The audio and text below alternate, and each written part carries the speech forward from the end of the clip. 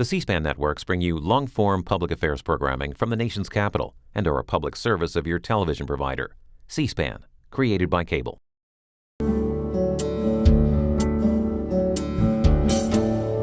This week on Q&A, historian and author Margaret MacMillan discusses her latest historical narrative titled The War That Ended Peace, The Road to 1914.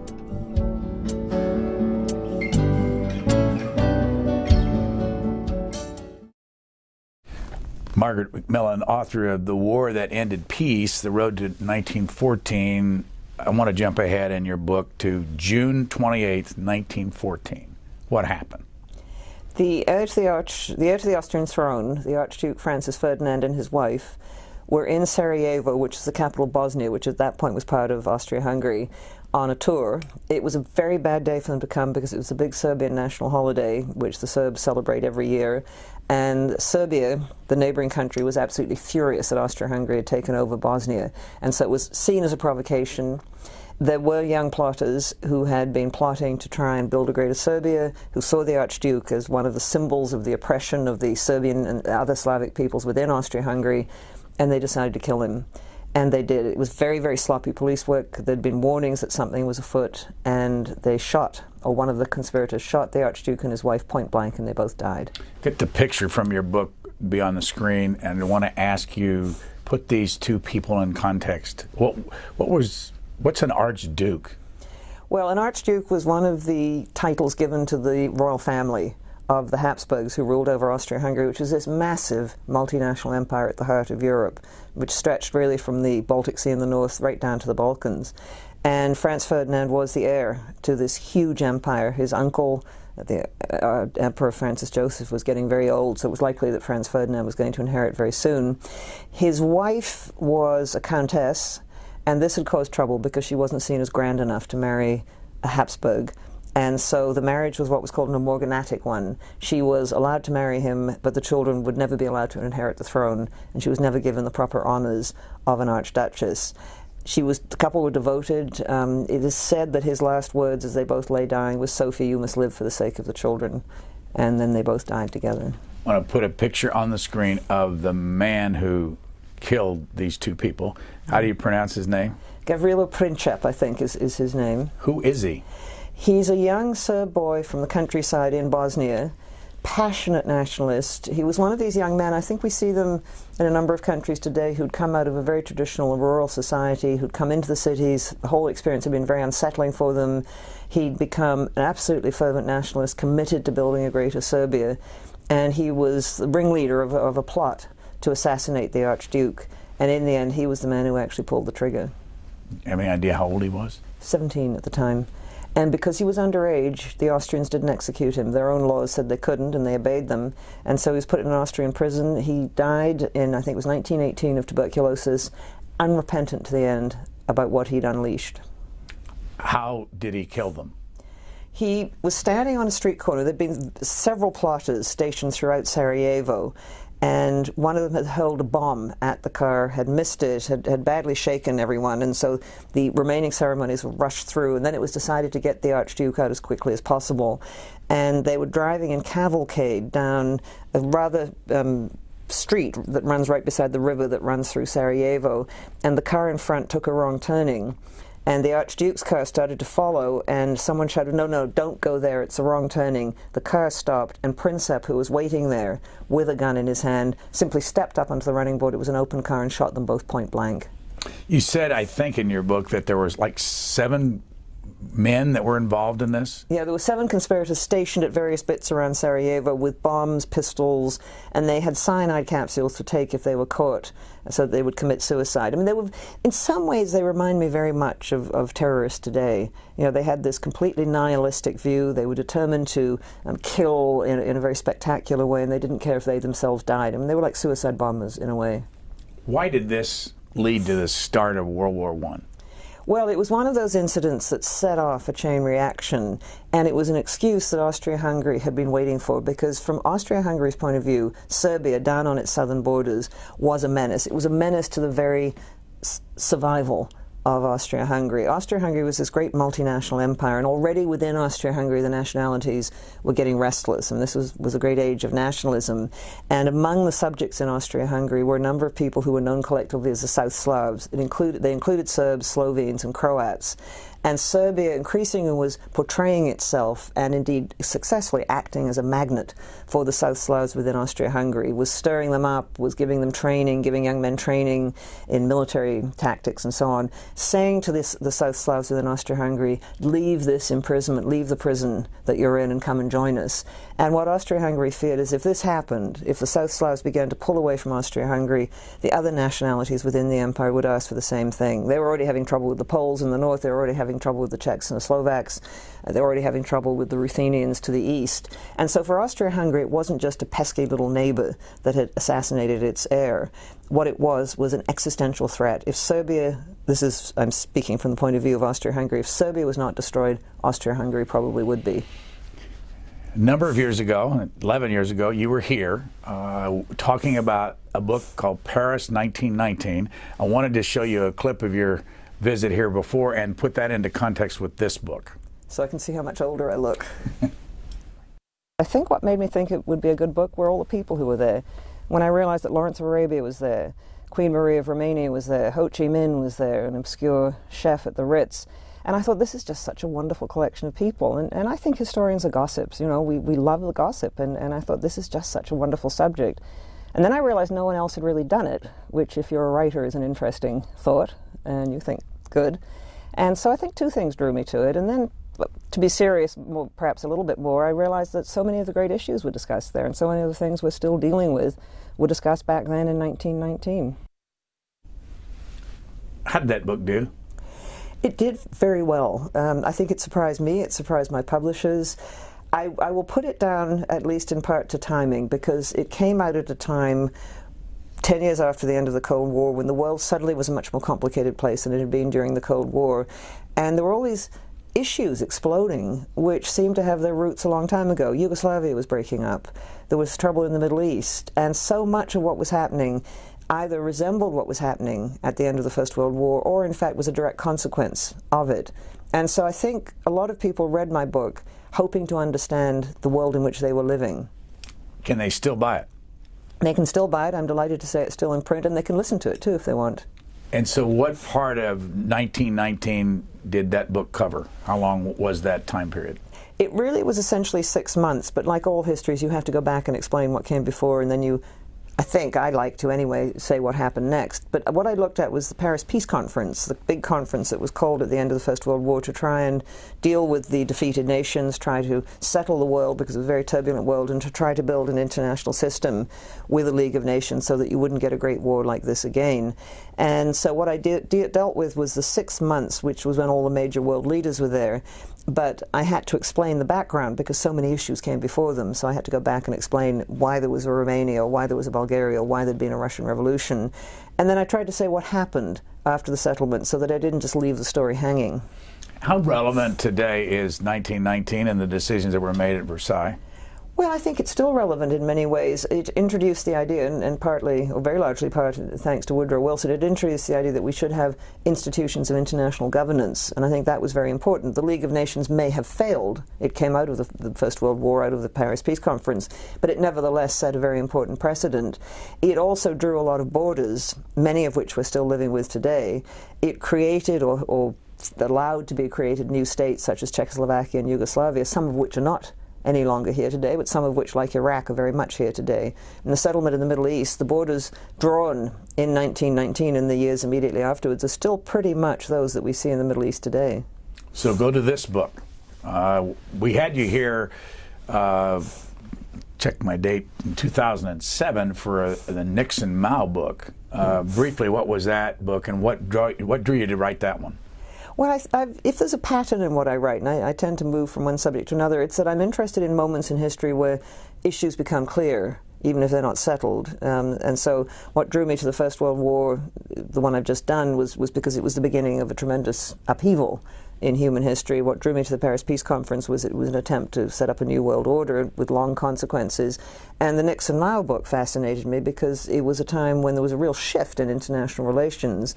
This long, cold or period of non-existent relations between the United States and China, which had really lasted since 1949, suddenly at the beginning of the 1970s changed, and a relationship opened up.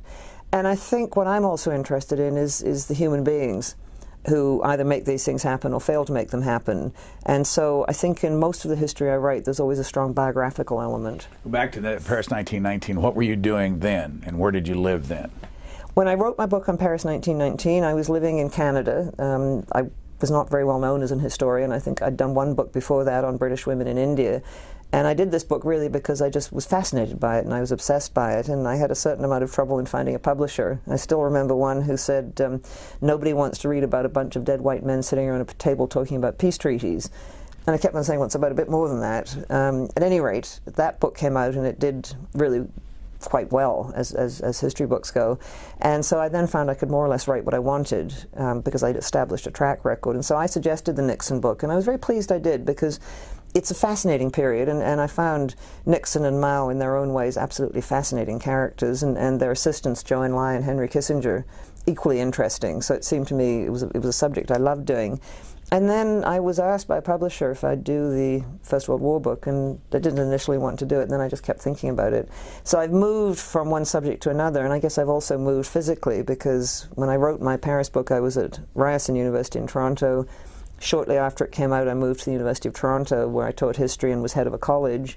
And then 5 years ago, I moved to a college in Oxford and became a warden. It sounds like a prison, but it's not.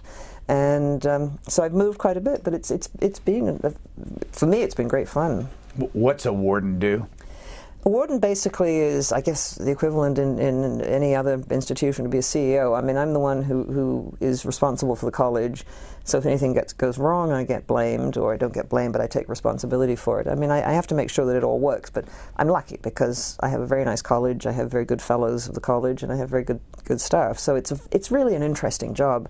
My college is very, very international. A lot of American students from all over the world. I think the incoming class this year of about 200 came from 45 different countries. So it makes it a very interesting place. When you were here back in 2007, I think there were 33 colleges at Oxford. How many are there now? Something like 41. It keeps growing, and I have to think, because there's some that are sort of partly colleges and partly not. But it's very much a collegiate university. Cambridge is also, but otherwise there aren't many like it in the world. How many students in your college, and what's the name of it? My college is St. Anthony's College, without an H, we always say hastily, and it's got, I think at the moment, 442 students, all graduates. So when did you find time to write this book, and when did you start it?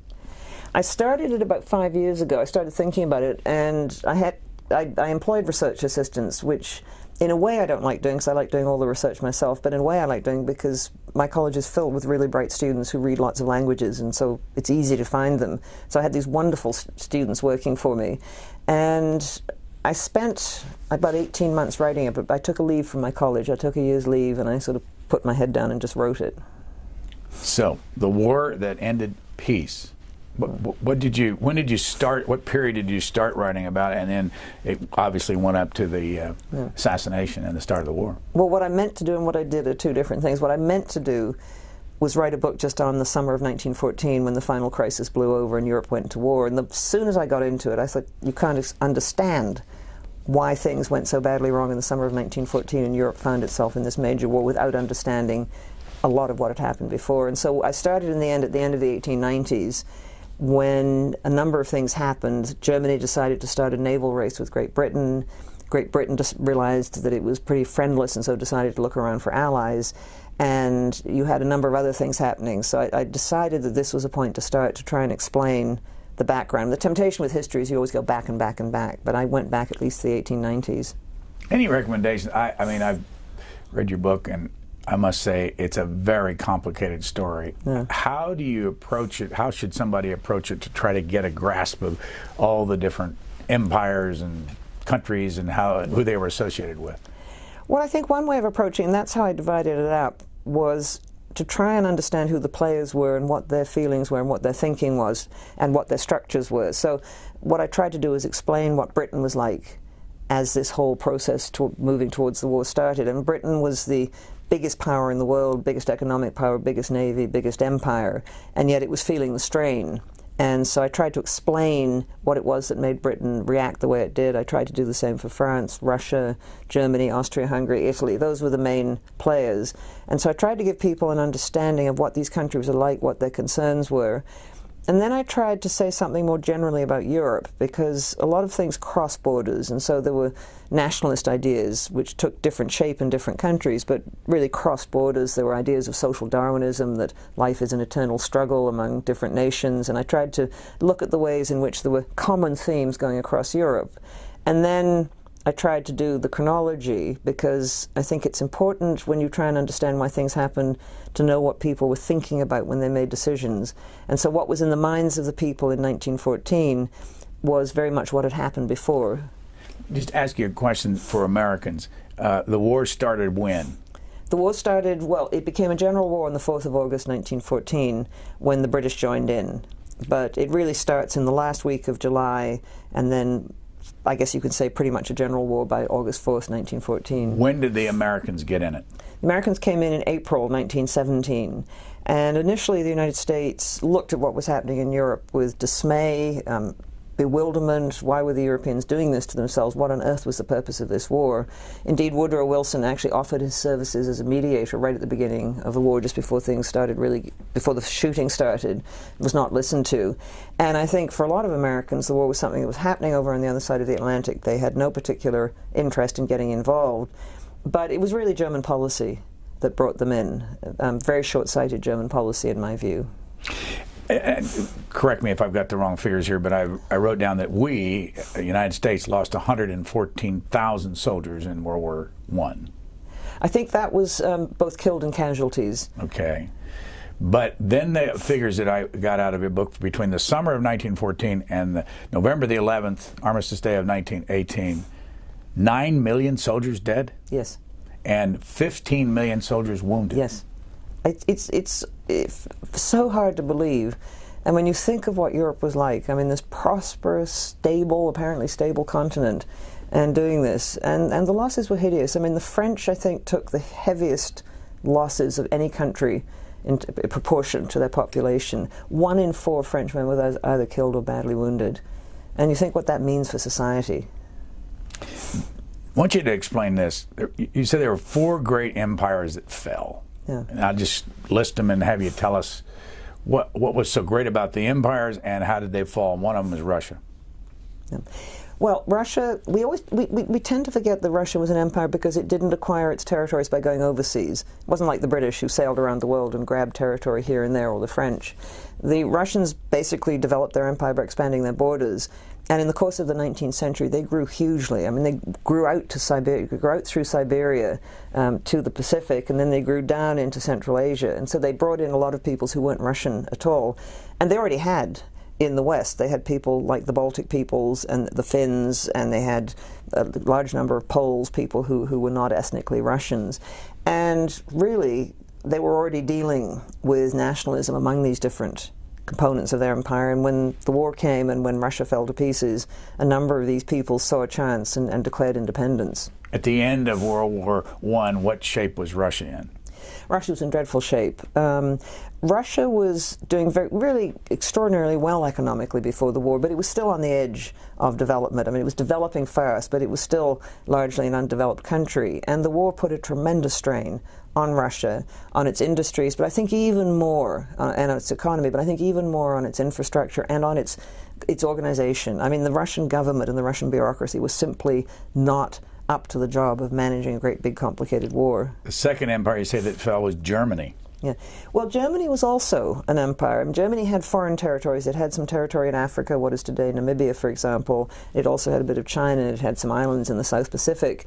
But it also contained a part of Poland, because Poland had been divided up at the end of the 18th century between Prussia, and then that became part of Germany, Austria-Hungary, and Russia. And Germany lost its non-German territories, and it lost all its overseas possessions. What was Germany like at the end of World War I?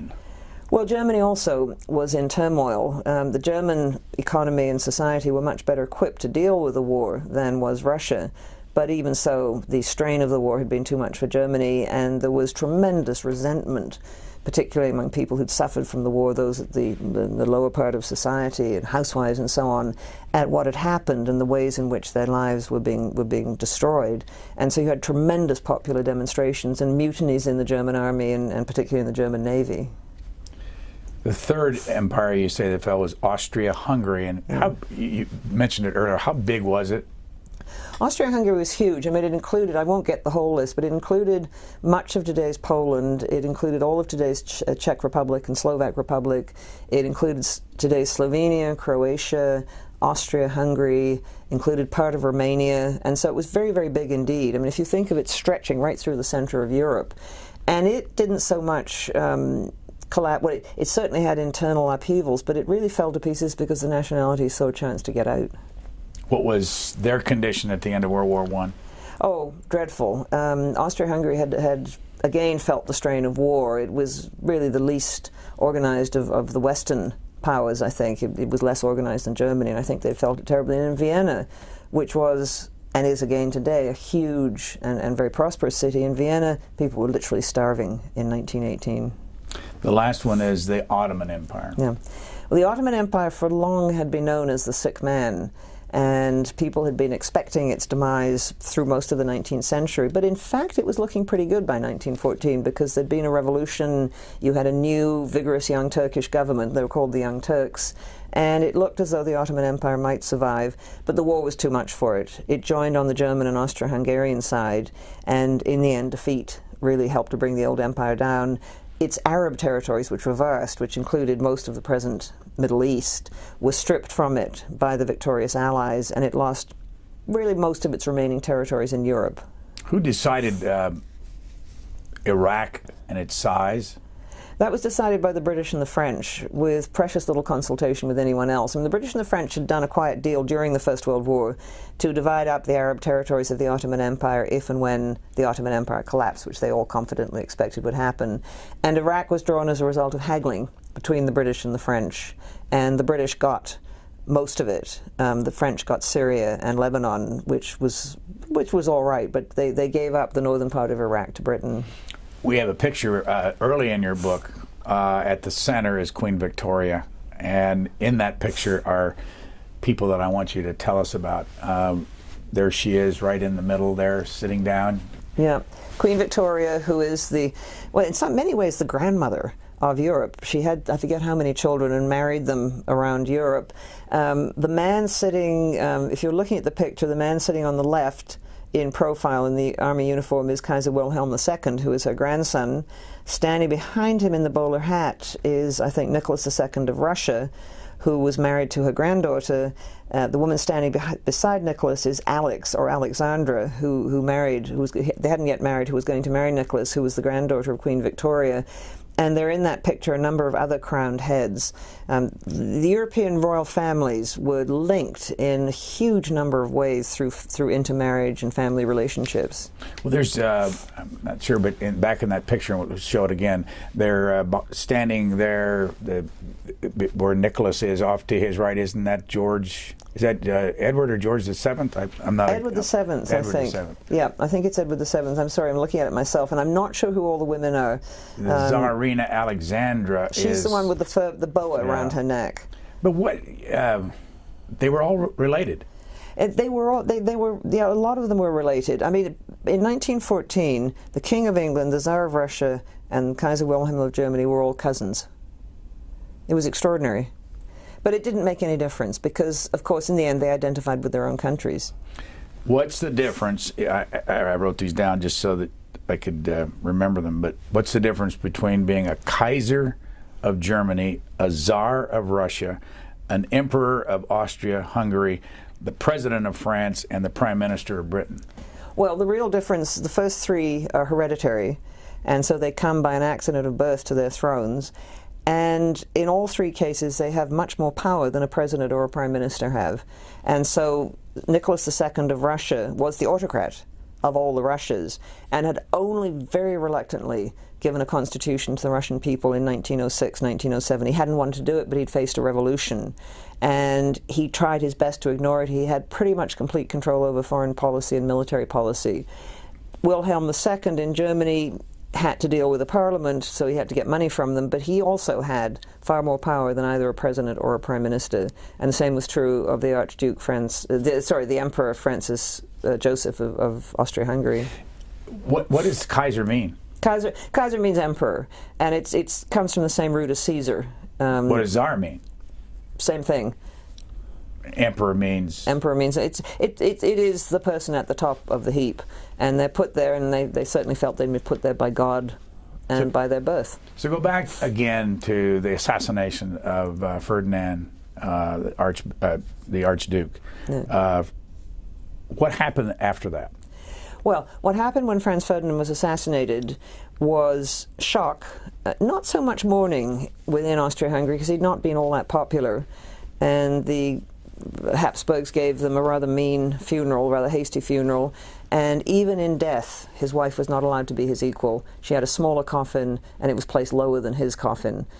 So that even in death, that old division stood. But what happened within the government of Austria-Hungary is people who had been saying for some time, we have got to destroy Serbia before it brings about our end, said now is our chance. You know, we're sorry about the Archduke, or we're not so sorry about the Archduke, but we now have the perfect opportunity to do something about Serbia, because it is clear, at least it was to people in Vienna, that Serbia, or elements in the Serbian government, was somehow involved in the plotting, and so we have now the opportunity to destroy Serbia. And Austria-Hungary sent off an emissary to Wilhelm II in Germany and to his government and said, what will you do? Will you back us? And Germany gave what came to be known as the blank cheque. It said to Austria-Hungary, do what you want to do, and we will back you, even, and it was clearly understood, even if it means Russia coming in to defend Serbia. Who had the biggest army then? Well, the biggest army in terms of manpower was clearly Russia's, but the most effective army was Germany's, because Germany had a very strong military tradition, it had a highly trained officer class, it had very good armaments, and it had a very, very good railway network, which is what you needed in those days to move the troops around. And so although Russia had the numbers, it didn't have nearly the organization, didn't have nearly the military capacity. Its officers, for example, weren't nearly as good. You have this note near the end of the book, but it connects somewhat to this era. John F. Kennedy was under intense pressure from his own military to take action, even at the risk of an all-out war with the Soviet Union. He resisted partly because he had learned from the previous year's fiasco of the Bay of Pigs that the military were not always right, but also because he had read The Guns of August by Barbara Tuchman. Yeah. I found that so fascinating, and I was trying to think of a parallel between the sorts of pressures on the decision makers in 1914, and it seemed to me, really, from my own time, the closest one was the Cuban Missile Crisis, which I remember. And the more I read about it, the more I realized just what pressure Kennedy was under. I mean, he was a young, relatively untried president, being told by all the top, or most of the top military brass, you have to do this, you cannot let the Soviets get away with it. And he had the courage, and I've always thought it was the finest hour of his presidency to stand up to them. And I think he averted a catastrophe. And I think it may have helped that he'd read that wonderful book by Barbara Tuchman, which did show clearly how you can get into wars without really meaning to, how human mistake and muddle. I mean, I don't entirely agree with all of her interpretation, but I think she paints a wonderful picture of how just one set of mistakes after another can get us into real trouble. How much impact did she have? We seem to see reference to Barbara Tuchman all the time. Yeah. She was, I thought, a wonderful historian, and she was one of these historians who wrote for the general public. And I think she's perhaps in a funny way even more important now, because there's been a tendency in my profession for us to write just for each other, particularly in the universities, and to do smaller and smaller types of history. And I think what was so wonderful about her was she wrote for the public, she wanted to make the story good, and she picked big subjects. And I think it's necessary to have people who do that. I mean, I think history belongs to us all, and I think it's very important for the public to be able to read and appreciate history. How much of that do you do yourself? Well, I try and do it. I mean, Barbara Tuchman was one of my great heroes. I read Guns of August when I was, I think, 20 years old, and then I read some of her other books like The Zimmermann Telegram and Proud Tower, and I just liked the way she wrote, and I liked her accessibility, and I liked the ways in which she used vivid detail. I mean, she had that wonderful phrase, she used the corroborative detail. You know, it's the detail that suddenly brings someone to life. and makes them seem absolutely real to you. And she had a great eye for that. And so as much as I can, I've tried to emulate her. We've talked about this in the past. We have some video of a relative of yours. You'll notice this is David Lloyd George. I'm not sure of the date. What year did he die? 1944, I think, or beginning of 45. And we'll run that now, and so we can see what he looked like and what was his role in the world. Mm-hmm.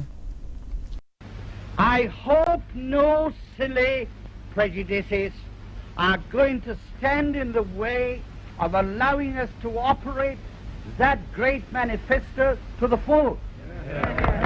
Speaking on behalf of a very great country, he puts forward definite proposals. Let's make the most of them. Disarmament, a great idea. Now here's another thing I want to say. I'm a free man now and can say what I like.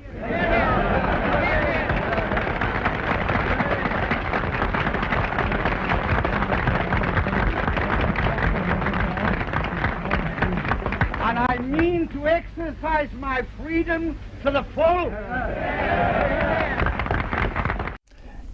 Great-grandfather. Yep. How important has that been to you? Well, I don't know, because I never knew him. I mean, he died when I was an infant, so I never knew him, although I did know my grandmother and my great-aunt very well, of course, who told me lots about him, and my mother, of course, who's still alive, knew him. I don't know how much it influenced me. Perhaps I was aware of history and politics because of him, but I think when I became an historian, I tried very hard not to be partisan towards him, and in fact, I hope I treated him as I would treat any other historical figure. What role did he play in World War I for Great Britain? Well, he was very important in World War I, both in the beginning of the war. At the beginning of the war, he was Chancellor of the Exchequer, which means like the Secretary of the Treasury, and he was identified with the liberal wing of sort of moderate wing of the Liberal Party, the left wing of the Liberal Party, and had generally been seen as someone who was opposed to war and opposed to spending money on armaments. And his support for Britain going into the war, I think, was very important. If he'd opposed Britain's going into the war, I think the cabinet would have split and the government might have fallen. During the war itself, he became Minister first of Munitions and was extremely effective at getting Britain's production of military equipment up. And then in December 1916, he became Prime Minister when a number of people thought that he was probably the only one who could lead Britain to victory. Where were you born? I was born in Toronto, in Canada. And how did your mother is alive, and she's it's her grandfather. Yeah. How did your family get to Canada? How did it happen? My mother was a schoolgirl of 17 in the summer of 1939, and she was leaving her high school in the UK before she went off to university, and her family gave her a trip to Canada as a summer present. And so she went with a group of English schoolgirls to Canada in the summer of 1939, and they never got home because the war broke out, and if you were underage, you couldn't travel without your parents' permission. And her father, who was the head of a big hospital in London, said, "You must stay there. It's just too dangerous for you to come back. There were dangers from German submarines crossing the Atlantic, and of course it would be dangerous to go back and live in England." And so she found herself at the age of 17 basically stranded in Toronto, and the Canadians took them in, and she went to the University of Toronto and met my father, who was Canadian. So you're still Canadian? I'm still Canadian. But live at Oxford? I live at Oxford at the moment, yeah. Go back to this book. This is a long book. Yeah. It's a detailed book. How did you do it? How much time did you have to spend on it? Well, I spent a lot of time on it. When I was writing it, I became almost totally obsessed by it, and so I lived as a sort of rather weird hermit. I mean, I sort of just spent every day writing it, and I'd come out after dark, sort of slightly red-eyed, looking like a sort of strange vampire. But my family and friends were very good. They understood this. I mean, they understood that I really just needed to focus on it. And I did. I mean, in a way, it's quite exhilarating, although you do become a bit sort of odd and antisocial. Odd and antisocial? Odd and antisocial. But now you have to talk it. Yes. I mean, it's the nicer part of writing a book. I mean, I've done all the difficult work on it, and now I can come and talk to people like you who ask me nice questions and want to talk about it. So no, this is a real pleasure compared to writing it. So what's the atmosphere? Give us where you are and how you keep track of all this. Well, I don't know if you ever saw those old Monty Python sketches with the character who kept on saying, "My brain hurts," and there were times when my brain hurt, because it's like, when you're doing a book like this, it's like trying to keep chess game going at many different levels. And so there's the top level with the strategy and the big decisions, and then there's the next level with the people who are carrying them out, and then there's public opinion. and the things happening on every level. And so what you have to try and do is relate them to each other, and you have to try and keep it coherent, because no reader is going to be able to follow it if you keep on saying, oh, by the way, I forgot to mention the same day something was happening. And so you make choices, and you have to leave stuff out, and you have to try and draw threads through the story. And what I tried to do every so often was sort of wind things, sort of wrap things up and say, no, this was the situation at the time, this is what had happened. Because I found trying to keep it all in my head was difficult, and I thought readers are going to find it absolutely incomprehensible. Did you find any primary source material that hadn't been published before? No. I think pretty well everything has been published or has been researched. A lot of stuff was destroyed in the Second World War, so there's some things I think we'll never know, and records just weren't kept of certain things. There may be some stuff in Russia still, I've heard this, and there's probably material in Serbian archives which hasn't yet been thoroughly explored.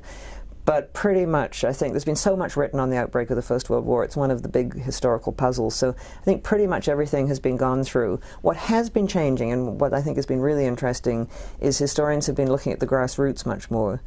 And so we now know more about what ordinary people in France or Germany or Britain were thinking as the war began to come about. Who fired the first shot? First shots were fired by Austria-Hungary against Serbia. I think the first shots were fired against the river dividing Austria-Hungary from Serbia, fired at Belgrade, I think the night of July 30th. Who fought the first battles, the big battles?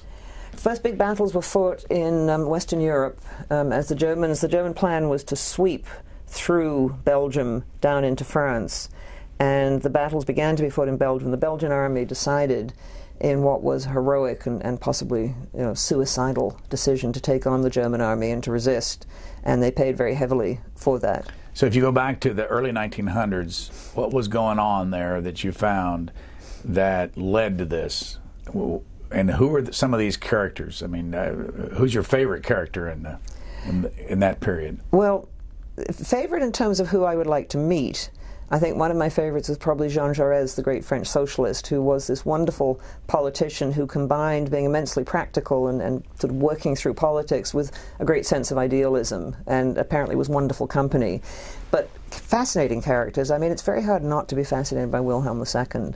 He is so extraordinary, so flamboyant, so erratic. The trouble with Wilhelm is you have to be careful not to let him dominate the whole book. We've got some video of him. Can you tell us which one he is in this video? He's the one, where is he? He's the one standing, watching the troops go by. And is that him in the front, I think, with the helmet? What's with the hats, the helmets, is that his dog? That must be his dog. He loved sailing. There he is again with the big moustache. He had a special kind of wax that made his moustache stick up at the ends. There he is again, I think. What is so interesting in this period, and I think it says something about military values, is how often the heads of state, the monarchs, wore military uniform. You don't see him in civilian clothes very much, which says something, I think, about the way in which military values permeated European society. And that's him marching along. He tended to walk very, very quickly. He also was one of these people who knew it all. There's a wonderful story that he was once at a concert, and he didn't like the tempo of the music, so he jumped up and seized the baton and conducted the orchestra himself. And who else were you somewhat intrigued by that you wrote about?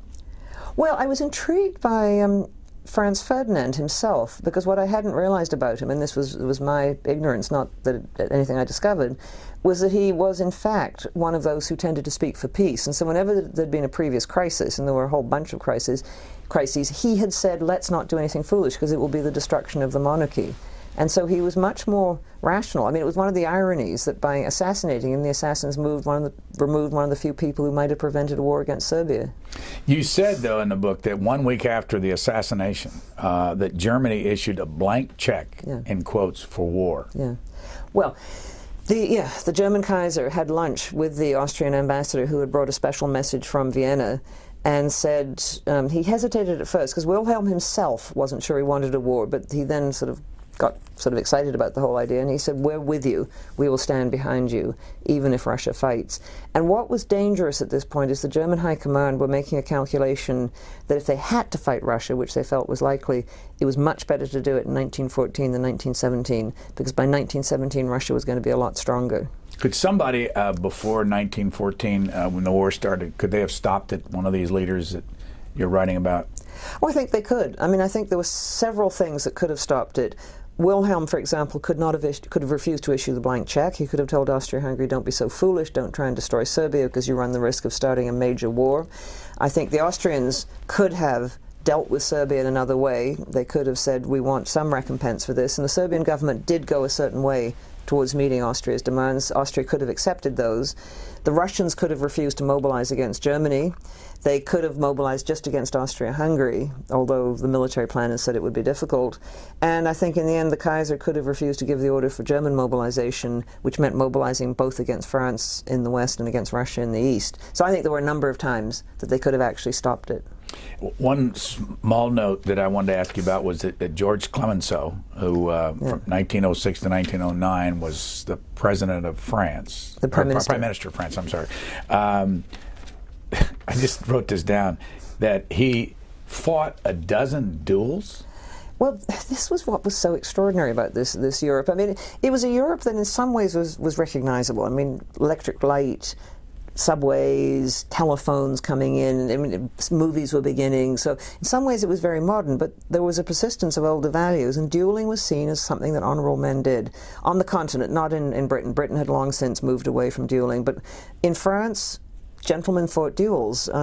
They even fought them over, I mean, a composer once fought a duel because someone was rude about his mistress who was a singer and said something rude about her voice. And it was expected that army officers would fight duels, that it was an honorable thing to do, and it showed that they were truly brave. Who disliked, I mean, going back to that period and all these different people you write about, who disliked each other the most? Well, a lot of it was stirred up, and public opinion was very volatile. I mean, the British and the Germans developed a strong sense of antipathy, but then there'd be moments when they suddenly felt friendly to each other. But I think what you got was the development of these nationalisms, and that also produced stereotypes. And so you got generations of French school children, for example, being taught that Germans are always our enemies, and you've got generations of German school children being taught Russians are always our enemies or French are always our enemies. And so you get these stereotypes developing, which are very dangerous. I mean, we see the same thing today with stereotypes about other religions, for example, where you sort of don't believe the other side are really human. You think they're somehow, and you think that they're bound to be your enemy. And so there's a very dangerous sort of nationalism developing in Europe. You write about three things I want to ask you about. One is the dual monarchy. What was that? Dual monarchy was Austria-Hungary. When did it come together? It came, well, it had been sort of a collection of territories that the Habsburgs had inherited or married into or acquired through war. And then in 1867, there was sort of a dispute. Hungary had been an ancient kingdom, much bigger than the Hungary of today, and the Hungarians always felt that they wanted an equal share in the government of Austria-Hungary, and so there was something called the Compromise. And so Austria-Hungary became a dual monarchy, and the Emperor of Austria was emperor in the Austrian territories and king in Hungary. And essentially the two halves were governed separately. They each had their own governments, their own institutions, and the only thing that really kept them together was the emperor at the top, and I think a common foreign minister and a common military minister. What was the Entente? The Entente was it's a French word for understanding. It was a friendship that developed between Britain and France after 1904. It was a very unlikely friendship because Britain and France had spent most of their histories as enemies of each other. They'd fought around the world. They'd fought in Canada. They'd fought in India. They'd fought in North America. I mean, these were enmities of long standing, and they'd very nearly come to fighting in 1898 over a part of Africa.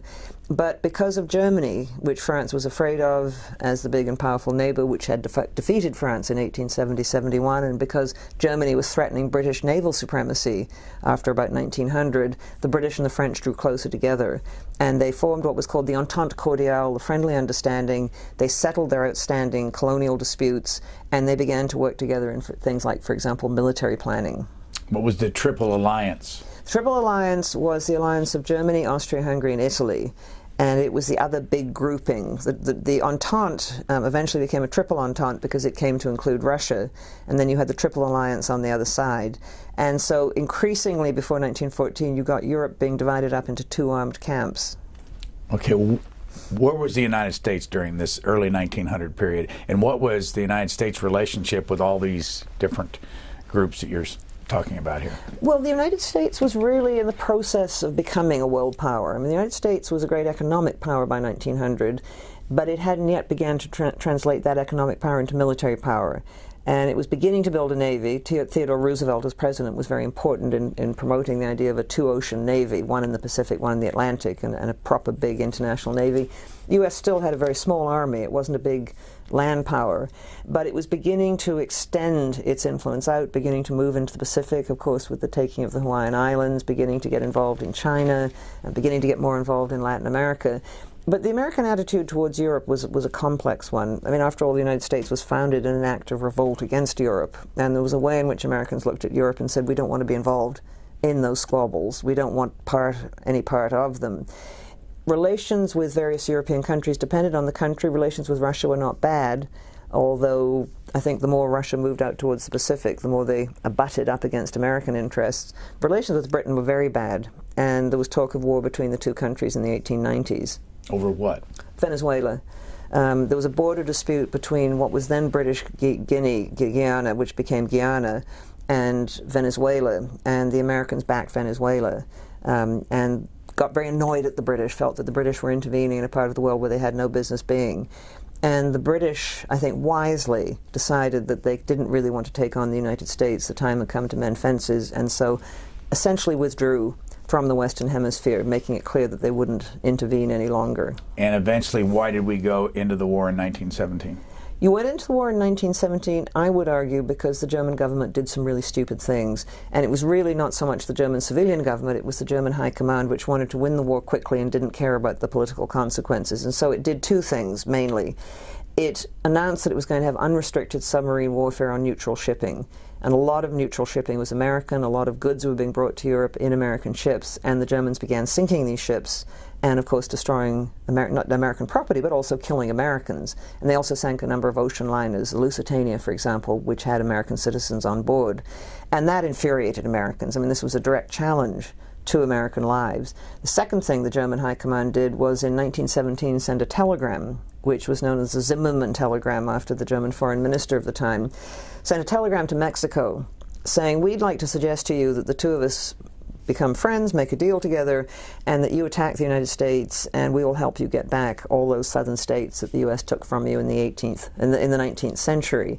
And when this telegram, which the British had picked up and decoded, was passed on, of course the British were delighted when they got the telegram, they passed it on to the United States, and that was it. Woodrow Wilson went to Congress and got a declaration of war. And where was the first battle that we fought? Do you remember? The first battle was in the spring of, where was it? I should remember this. It was the spring of 1918, because it took about a year for American troops to get over to Europe. And did we make a difference? Oh, huge. I mean, you made a difference in two ways. First of all, suddenly American resources were available even more than they had been for the Allies. And I think the Germans saw this with horror. But where you made a huge difference was manpower. And as the Americans began to flood into Europe, I think eventually there were 1 million soldiers in Europe. The German High Command knew the time was up. I mean, what they'd hoped to do is win the war before the American forces arrived, but once the American forces were there, and they were coming in ever-increasing numbers, it was the end, really, for Germany. What countries that we've been talking about in Europe and Russia were democracies? Well, it depends what you mean by democracy. All by 1914 had some form of constitutional government and some form of franchise, even Russia, which had traditionally been seen as the most backward of all the great powers. But it now had a constitution, it had a parliament, the Duma, and it had local assemblies. And so Russia was moving down the road. It was by no means a full democracy, but it was moving down that road. Britain was a parliamentary democracy, although not every Britain yet had the right to vote. Women didn't, for example, but it was, again, fairly fully developed. Germany, in some ways, was democratic, in some ways was not. The parliament for the whole of Germany, the Reichstag, was elected by universal male suffrage, so all men had the vote for parliament. But Prussia, which was by far the biggest part of Germany, had a very restricted franchise. So Prussia was undemocratic within a democratic Germany. But it had a rule of law. They all did. France was a constitutional democracy, and Austria-Hungary had a number of parliaments. That was part of the problem, actually, because it was so divided. But none of these countries were complete autocracies. I mean, they were all moving in the direction of building civil societies, a long way in the direction of building civil societies and having parliamentary institutions or representative institutions. In your research, what was the most valuable place that you went? Funnily enough, probably the most valuable place is the Internet.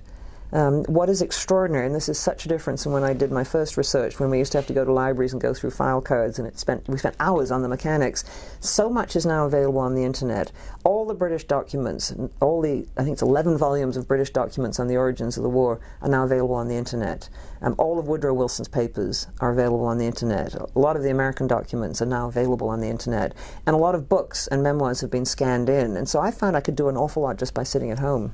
What's your sense of how much history is being written today compared to, say, when you were in school? And where did you go to school? I went to the University of Toronto as an undergraduate, where I had, I don't think I realized at the time, but I had one of the best educations I could possibly have had. We had the most wonderful history department, and I've always been grateful to them. And then I went off to Oxford and did history there, so I spent my life doing history. But I think history is still hugely popular. I think people want to know.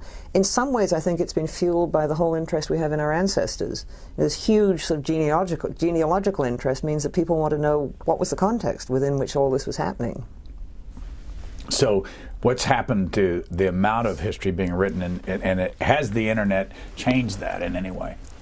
I'm not other sure. than your own experience? Yeah, well, you can find out things very easily on the internet. What's always the problem with the internet is the quality. And so when I look up something on the internet, it's wonderful for finding basic facts and so on. But when you get to interpretations, then I like to think you still need articles and books that will do that, because you can get so much information, but it's what you do with the information that's important. Are you teaching? And not as much as I'd like. I have a few graduate students who are doing theses with me, and then I teach part of a course on international relations at Oxford every year, which I really like doing. But because I'm mostly a bureaucrat now, I don't have as much time to teach. When people go to St. Anthony, do you pronounce it St. Anthony or St. Anthony? We say St. Anthony. St. Anthony. What's it cost? It now costs, depending on the course you're taking, and depending on whether you come from within the European Union or without. If you're an American, for example, it could cost up to £15,000 for tuition alone. Probably £25,000 all in, meaning maintenance, enough to eat. $50,000. $50,000, yeah. And what kind of student do you get? What's it take to get in?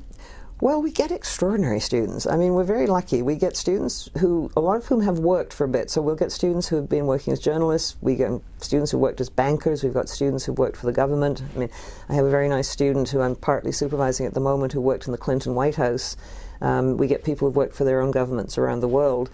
And we get students of very broad interests, which I like. You know, they often speak several languages, read several languages, have lived in different parts of the world. They're really fun. So what impact did World War I have on monarchies? Well, I think World War I helped to show that allowing people to have very powerful offices just because an accident of birth put them there is not such a good idea. And a number of countries, of course, got rid of their monarchs. Russia became a socialist republic. Germany became a republic. Italy continued to have a king. Austria-Hungary, well, it vanished anyway, but its component bits had presidents and prime ministers rather than kings. It's funny though, because there's been a slight resurgence of monarchies recently. I mean, there's been talk of having a king in Yugoslavia again, or Serbia now as it is. The former king of Bulgaria has gone back and is in politics. So I don't know whether people think there's something to be said for having a sort of family-run business. I find it very odd. Was anybody warning back before World War I that the British could lose their empire? Very few people, I think. The empire seemed very, very solid, and people who were working for the empire tended to assume that they'd be there for a very long time. I mean, people in India looked at Indian nationalism, which was just developing before the First World War, and said it'll be generations before the Indians are ready to rule themselves.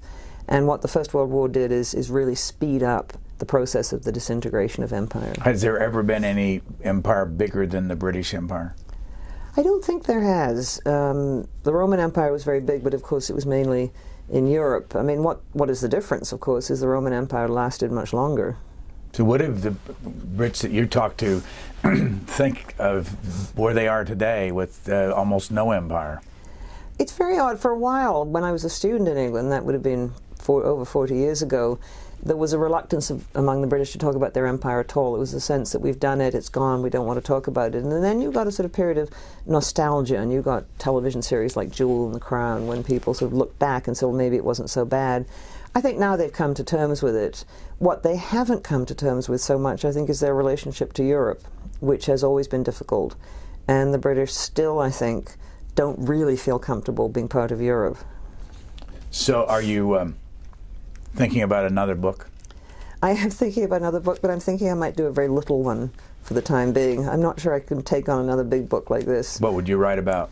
Well, I don't know. I've been thinking about that. I mean, one of the things I'm always interested in is the role of emotions in history. Maybe a series of essays on how fear plays a part, for example, in decisions in history, or how envy plays a part. I mean, Kaiser Wilhelm II was envious of Britain, and that really affected a lot of what he did, and so were a number of his subjects. So I don't know. I'm toying with this idea. I mean, it's a bit nebulous at the moment, but I think there could be something in it. So in the end, what happened to some of these, you know, the Nicholas II of Russia? What happened to him? He was murdered by the Bolsheviks along with his family. There's a very sad picture, which I have somewhere in my book, of the Russian imperial family. And in many ways, they're a very happy and devoted family, devoted parents, and these very pretty archduchesses, and this rather tragic young boy who had very bad hemophilia. And they were all murdered by the Bolsheviks. What happened to Wilhelm II? Wilhelm went off into exile in the Netherlands, and there was talk of trying him as a war criminal at the Paris Peace Conference, but I think their hearts weren't in it, and the Dutch were not prepared to give him up.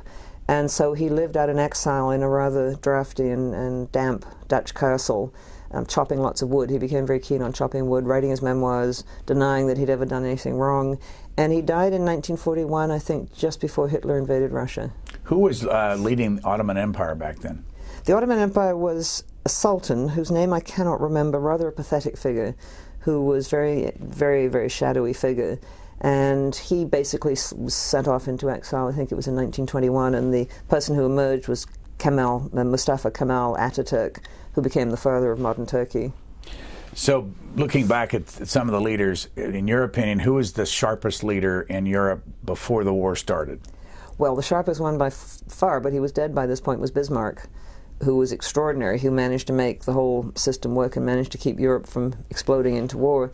Sharpest after him, it's very hard to say. There was a very good French foreign minister called Delcasse, who I think was very good. Russia had a couple of great statesmen, but the trouble with Russian statesmen is if they became too powerful and too popular, the Tsar resented them and got rid of them. And otherwise, I really can't think of any outstanding figures, which may have been part of the problem. It seems to me there was mediocre leadership at the time. This may not be a very sophisticated question, but who was the dumbest? Who was the dumbest? Well, Nicholas II wasn't very bright. He was very good at languages, apparently, but incredibly credulous and not very bright.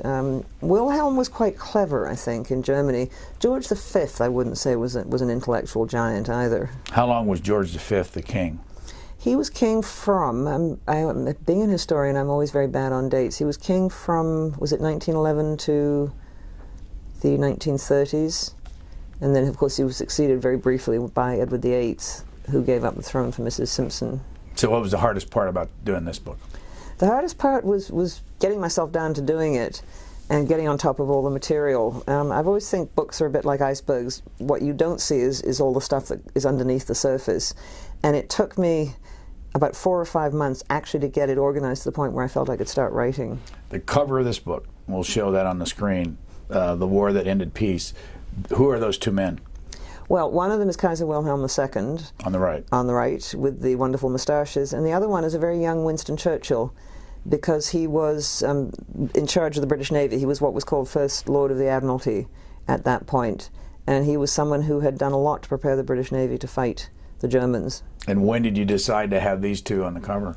Well, there was a lot of discussion, because what to put on the cover was tricky, and you had to have people who were recognizable. And most people, I think, who know the period would recognize Wilhelm II, but they probably wouldn't recognize many of the other figures. And Churchill it's quite nice because it's two different generations. How many people will recognize the Churchill will be interesting because it's a young Churchill, so it's not the cigar-smoking one you tend to think of, but I think he's recognizable.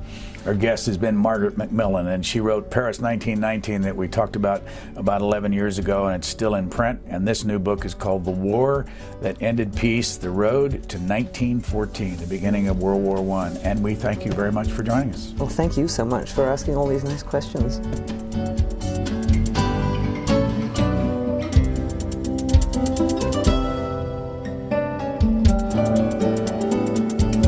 For free transcripts or to give us your comments about this program, visit us at qanda.org. Q&A programs are also available as C-SPAN podcasts.